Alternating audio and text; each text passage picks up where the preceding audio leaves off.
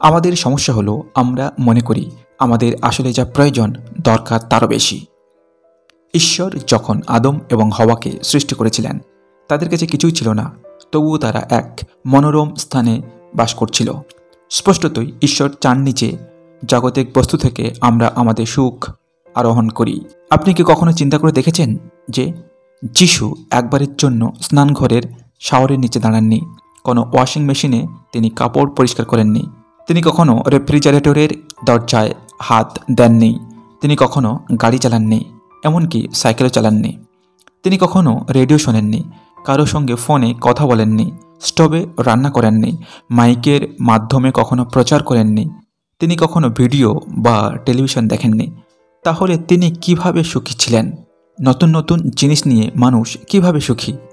সেই সঙ্গে মানুষের মধ্যে এই ধারণা ঢুকিয়ে দেওয়া হয় যে আরও আরও অনেক কিছু পাওয়ার মধ্য দিয়ে সুখ আসে।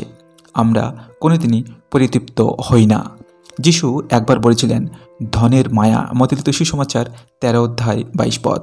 জাগতিক বস্তু সুখের প্রতিশ্রুতি দেয়, কিন্তু সেই প্রতিশ্রুতি পালন করে কদাচিৎ। জাগতিক বস্তু অর্জনের জন্য এই জগতের উন্মাদনার মধ্যে যখন আমরা ছুটে বেড়াই, আসলে আমরা হয়ে উঠি একজন পৌতলিক, অর্থ দেবতার দাস। আমরা ভুলে যাই ঈশ্বরকে, সমস্ত অন্তঃকরণ দিয়ে তাকে এবং প্রতিবেশীর আত্মবোধ, ভালোবাসার ঐশ্বরিক আজ্ঞাকে ভুলে যাই।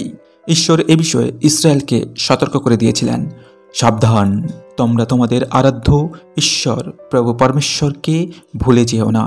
তার যে সমস্ত নির্দেশ, অনুশাসন এবং বিধি আজ আমি তোমাদের জানিয়ে দিচ্ছি, সেগুলি তোমরা অমান্য করো না। তোমরা যখন আহারে পরিতৃপ্ত হবে, সুন্দর বাড়ি ঘর তৈরি করে বসবাস করবে, তোমাদের গো মেষাদের পাল এবং সোনার উপর সম্পদ বৃদ্ধি লাভ করবে। সকল দিকেই তোমরা যখন সমৃদ্ধিশালী হয়ে উঠবে, তখন যেন তোমাদের হৃদয় গর্বিত না হয় এবং তোমাদের ঈশ্বর প্রভু পরমেশ্বর যদি তোমাদের মিশরের দাসত্বের আগার থেকে উদ্ধার করে এনেছেন, তাকে ভুলে যেও না। দ্বিতীয় বিবরণ 8 অধ্যায় 11 থেকে 14 পদ। এইভাবে যিশু সতর্ক করে দিয়েছিলেন যে ধনের মায়া বা বিষয়াসক্তি প্রকৃত বিশ্বাসের আত্মিক জীবনকে খর্ব করে দিতে পারে। মথিলিত সুসমাচার 13 অধ্যায় 7 এবং 22 পদ।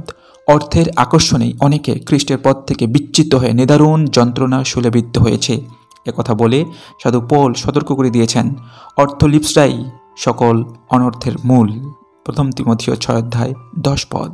ইব্রিয় পুস্তকে লেখক আমাদের পরামর্শ দিয়েছেন, তোমরা অর্থের জন্য লালায়িত হয় না, তোমাদের যা আছে তাতেই সন্তুষ্ট থেকো, কারণ ঈশ্বর বলেছেন, আমি কখনো তোমাকে পরিত্যাগ করব না বা তোমাকে অসহায় অবস্থায় ফেলব না। ইব্রিয় 13 অধ্যায় 5 পদ। আজ এই পর্যন্ত কেমন লাগলো জানাতে বলবেন না। ভালো লাগলে অবশ্যই সাথে থাকবেন।